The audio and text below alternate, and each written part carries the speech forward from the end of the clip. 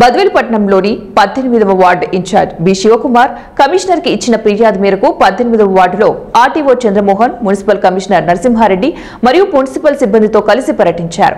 18వ వార్డులో డ్రైనేజ్ వ్యవస్థ వర్షాలు పడటం దీనివల్ల చాలా ఇబ్బందికరంగా మారడంతో 18వ వార్డును పరిశీలించారు. ముందు తాత్కాలికంగా వాటర్ను బయటకు వెళ్లేలాగా చేయడం జరుగుతుందని, బద్వేలు అర్బన్ అభివృద్ధి కోసం ప్రత్యేక నిధులను కేటాయించడం జరిగిందని, అందులో భాగంగానే ఈ పనిని కూడా పూర్తి చేస్తామని తెలిపారు.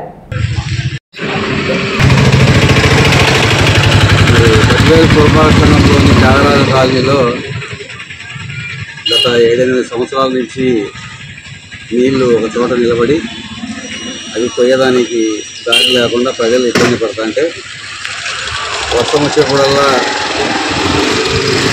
చాలా ఇబ్బందులు జరుగుతా ప్రజలు చాలా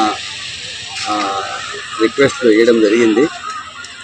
అందులో భాగంగా మనం కూడా వచ్చి పరిశీలించి ఇది కొంచెం రెవెన్యూ ఇష్యూ కూడా ఉంది కాబట్టి గౌరవ ఆర్డీఓ గారిని ఒక 4 రోజుల నుంచి సార్ను రిక్వెస్ట్ చేశాను. ఆయనకుండే బిజీలో ఇప్పుడు ఆయన సార్కి వీలైంది.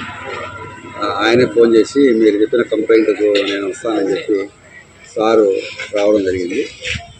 అది సర్వే చేసి బౌండరీస్ ఫిక్స్ చేయమని చెప్పి ఆర్డీఓ గారు, గౌరవ ఆర్డీఓ గారు వాళ్ళ రెవెన్యూ సిబ్బందికి చెప్పడం జరిగింది.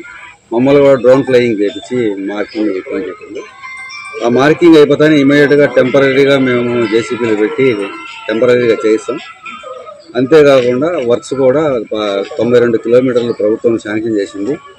Urban development fund central government, మరి దాంట్లో మనము ప్రపోజ్ చేసి వీలైనంత త్వరలో కంప్లీట్ చేస్తాం.